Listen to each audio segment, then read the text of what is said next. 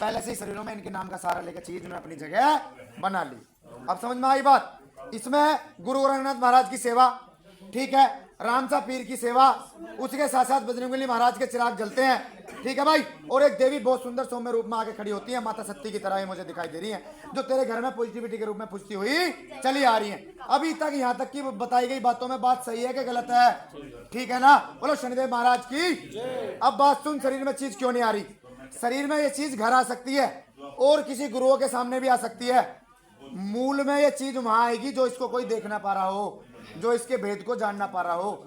मैं कहता हूं आधा घंटा बैठ जा, खूब ध्यान कर ले। अगर ये चीज शरीर में घुस जाए, मेरे सामने आके ये कह देना कि ये देवताओं में और ये वजह देवताओं, तो मान जाऊं तेरी बात, क्योंकि भाई ये भूत प्रेत के रूप में चलती है चीज, ठीक है। इसका सीधा सीधा संबंध शमशान से है और गंदी चीज है।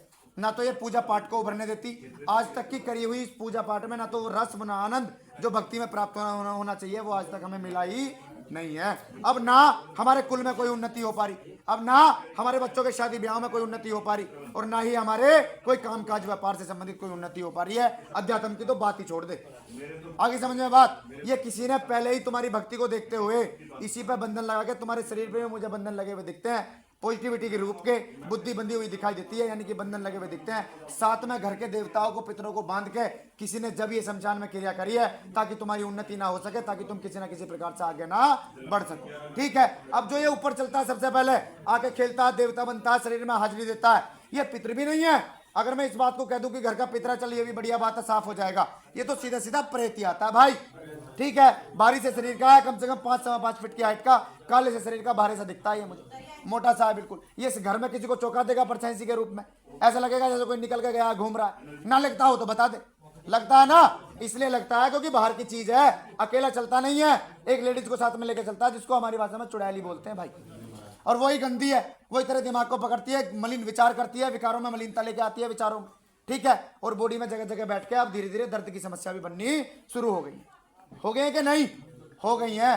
तो भाई जो भक्ति होती है, जो अच्छी तरंगे होती हैं, वो ना तो शरीर में कहीं दर्द होने देंगी, ना कोई भार होने देंगी, तुम्हारे जीवन में पथ प्रदर्शक के रूप में कार्य करती हैं। तुम्हें आगे से आगे बताती चली जाती हैं क्या चीज सही है और क्या चीज गलत है। वो कोई काम तेरे साथ नहीं हो रहा। भक्ति जरूर है, मैंने बैठ तो ये बात बताई कि तुमने गुरु बना रखे हैं, तुम भक्ति करते हो, ना बोली हो तो बताइए ना।